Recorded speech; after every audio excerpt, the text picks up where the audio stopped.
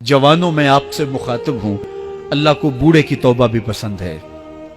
अल्लाह को हर एक शख्स की तौबा पसंद है, लेकिन ये बात जहन में रखो कि मेरे अल्लाह को जवान की तौबा बहुत ज्यादा पसंद है।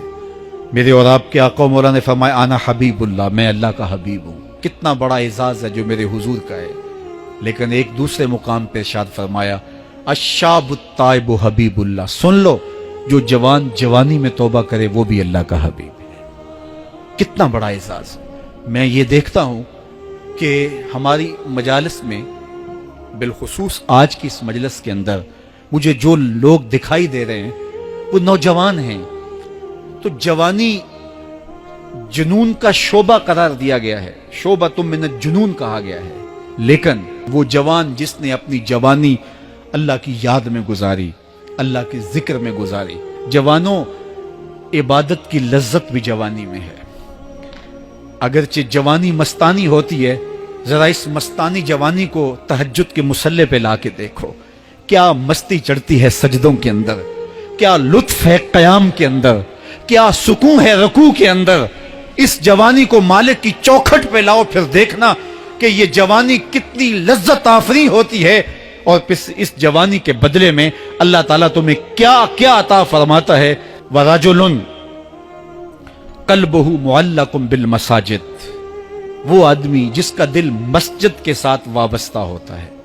अल्लाह के घर की तामीर, अल्लाह के घर की तज़ईन, अल्लाह के घर की सफाई सुथराई, अल्लाह के घर की आबादकारी, अल्लाह के घर की हाजिरी, ये उसकी जिंदगी का मशगला है।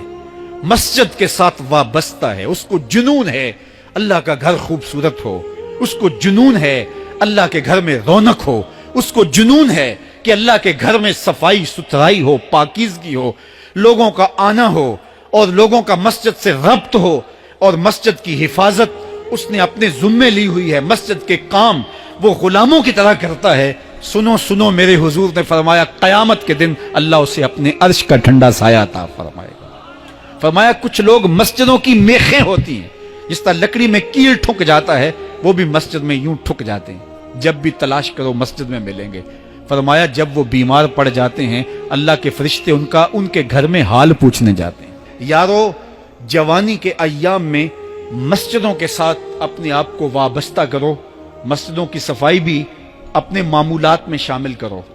जिस तरह आप अपने मामूलात बताते हैं कि वीकेंड पे मैं ये करता हूँ, रोजाना की मेरी जो है वो तरतीब ये है, महीने के बाद एक मरतबा ये तफसीली काम करता हूँ। अपनी जिंदगी में महीने बाद, 8 दिन बाद या जब आपको फुर्सत हो, मस्जिद की सफाई का अपने ऊपर जुम्मा लो। किसी भी मस्जिद में चले जाओ, उसको साफ करो। जब तुम अल्लाह के घर को धोगे अल्लाह तुम्हारे दिल को धो देगा, तुम्हारे दिल को अल्लाह पाक कर देगा।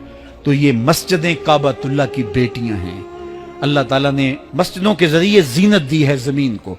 जिस तरह आसमान सितारों से सजा हुआ है, जमीनें मस्जिदों से सजी हुई। इसलिए अल्लाह के घर के साथ जो शख्स रब्त रखता है, मेरे और आपके आका मौला ने फरमाया क़यामत के दिन उसको अल्लाह अपने अर्श का ठंडा साया अता फरमाए। वो आदमी जिसमें तन्हाई में अल्लाह का जिक्र किया, अल्लाह को याद करने बैठ गया, कोई देखने वाला नहीं था, वो तन्हा था, हुजरे में था, अपने बंद कमरे में था, अपने रब को याद किया।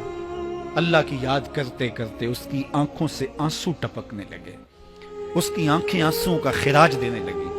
तो मेरे और आपके आका मौला ने फरमाया कि ये आंसू इतने कीमती हैं, इन आंसुओं के बदले में क़यामत के दिन उसे अर्श इलाही का साया नसीब होगा। अर्श इलाही का साया उसे नसीब होगा इन आंसुओं के बदले में। रूमी अलैहिर्रहमा फरमाते हैं जहां पानी गिरता है वहां सब्जा उगता है, जहां आंसू गिरते हैं वहां रहमत उतरती है। तो इसलिए जो अल्लाह की याद में रोने का लुत्फ है और अल्लाह की याद में आंसू बहाने का अजर और सिला रखा गया है, ये गुनाहों को धो डालता है, ये अंदर की सफाई और सुथराई का सबब और जरिया है। मेरे और आपके आका मौला ने फरमाया रातों की तन्हाइयों में उठ के कुरान पढ़ा करो और कुरान पढ़ते हुए रोया करो। फिर फरमाया फ़इल्लम तबकू फतबाकू, अगर रोना ना आए तो रोने की कोशिश किया करो। हजरत दाता गंज बख्श अली हजवेरी से एक मुरीद ने कहा, हजरत अगर रोने की कोशिश करें फिर भी रोना ना आए, फरमाया फिर अपने मुकद्दर पे रोया करो।